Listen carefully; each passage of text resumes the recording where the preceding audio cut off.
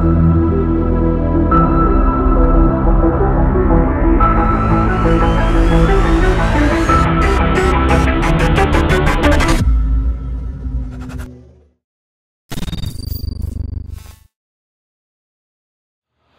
so here we are, we've got MojoGrip's panel going in today, and so we just want to give you a little bit of an overview of it.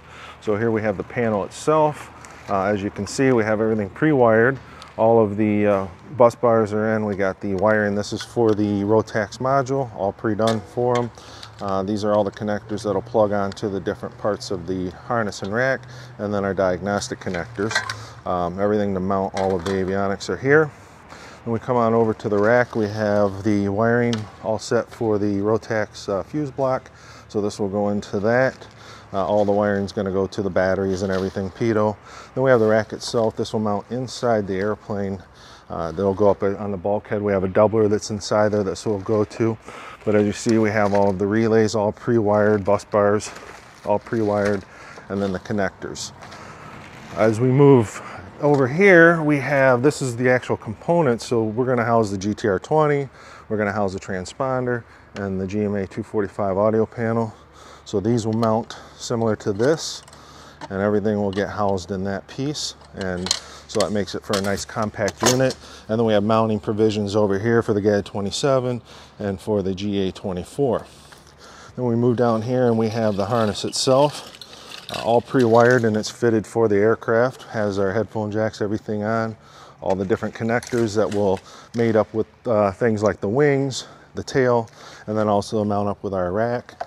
And again, with the connectors on the harness. So this is truly a plug-and-play system that is pretty unique. And this is our own patent-pending design that we have produced. So as we get this installed, we'll give you a little more update and show you all about it.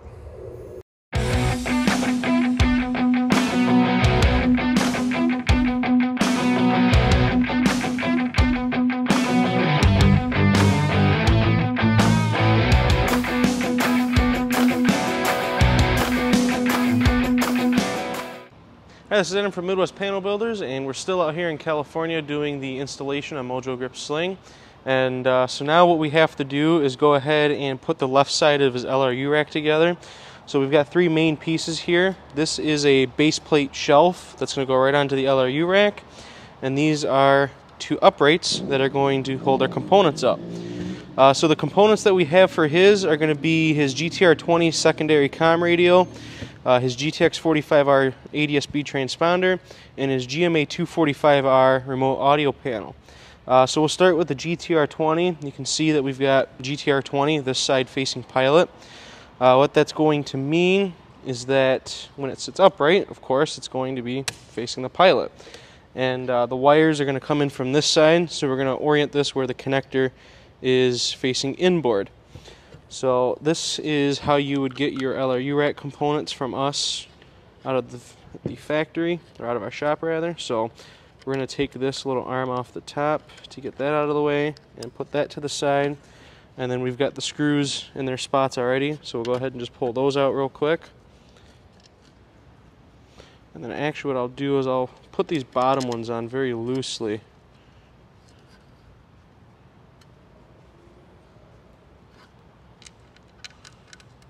And then hold it so that the washers fall towards the head of the screw. And then I can go ahead and take the GTR20 and slot them into the screws. And then we can go ahead and put our top screws on now. And if you lose any of these screws, it's M4 hardware. So that's mounted to its plate, so we look at the GMA 245R, and you'll notice this side, where the GMA does not mount, is facing the pilot. And you can see on the base plate it would go like this. So what that means is that when we put the GMA on, we have to mount it so that the connectors are facing this way now, because when it mounts onto the plate, the connectors will be facing the same way as the GTR20. So keep that in mind when you're installing this. Not that it's a big deal if you get it wrong, but it can prevent you from doing that in the first place. And in the same way that we can slot the GTR20 in, we can do that with the GMA 245. So I'll pull those just enough to let me do that.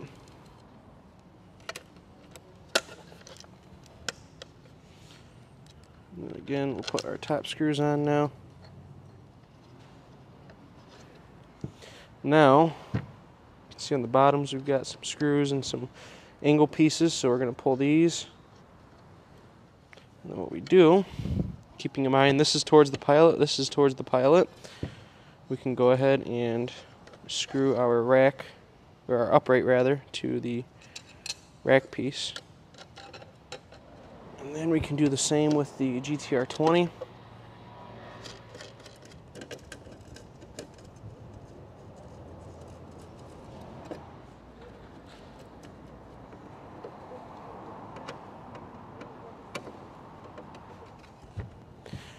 And then we add rigidity to the top with these top links.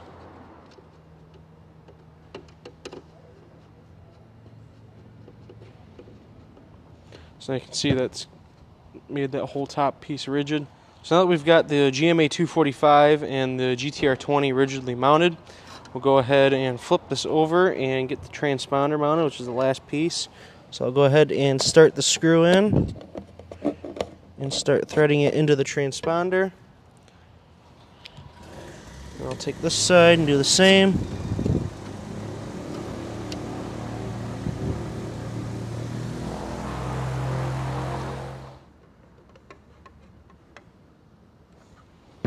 Okay, so that's the whole assembly.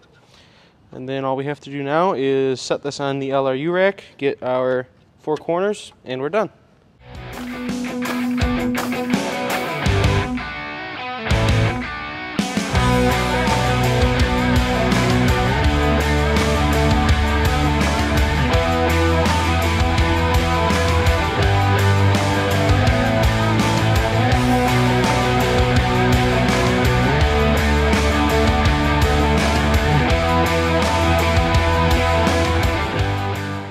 Alright, so here we are at some of the final stages of our installation on MojoGrip's Sling TSi here. So you can see we've got our LRU rack in with all the components mounted to it. So for example, the GTR and GMA rack and the GTX 45R that we showed you assembling earlier is here with the coaxes plugged in, everything's plugged in there. Over on the right, you can see the 2 backup batteries, the AHRs, the engine computer, GAD27, the iThrust shield back there. Also over here, we've got our IntelliKey box.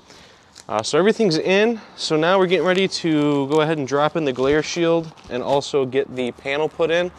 And so things on the panel are going to be like this GTN 650 assembly here. We've got our connectors for the panel for power. And all the switches for avionics and all that.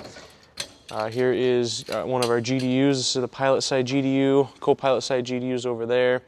A couple more plugs for like OAT, Rotax CAN. Some other plugs back here for the GAD29, G5, GMC 507. So everything's there. So now, once we get the panel laid in and everything plugged in, we should be ready to power up and get all the avionics, make sure they're still talking to each other, and then they're going to be ready for final assembly.